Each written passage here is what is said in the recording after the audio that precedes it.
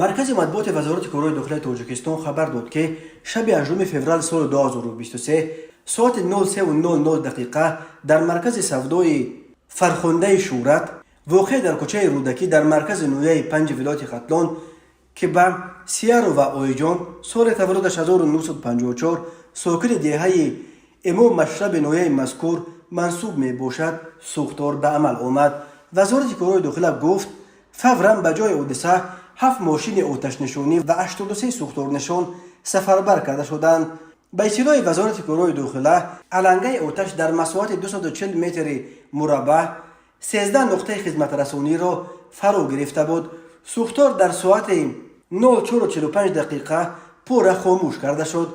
وزارت کارهای داخلی گفت سبب سر زدن سوختار رسش کوتاه ناقل‌های برقی در سیمچوب می باشد، ولی این فرضیه در حالی است که در تاجیکستان چند وقت باز لیمیت شدید نیروی برق جاری کرده شده است و در اکثر مناطق کشور از ساعت 23 دقیقه تا رسیدن صبح برق نیست. در اطلاعیه گفته می شود که مال و محصولات تقریبا به مبلغ 30 میلیون سومونی از سوختار امین نگاه داشته شد. تحقیق این حادثه سوختار از طرف گروه تفتیشاتی شعبه وزارت کارهای داخلی در نویه 5 و دیگر مقامات دخلدار ادامه دارد.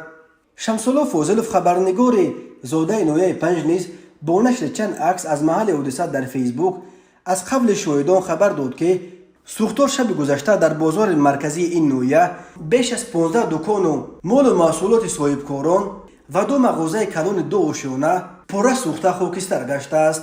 شمس‌الله فاضلوف خاطررسانی کرد که 2 سال قبل شب 2 ینور سال 2021 هم دکان‌های صاحبکاران در همین بازار آتش گرفته بود. آن زمان تحقیقات معلوم کرد که یک ساکن نویه از رشک دکان همسرش را آتش زده است که در نتیجه 14 دکان ضرر دیدند.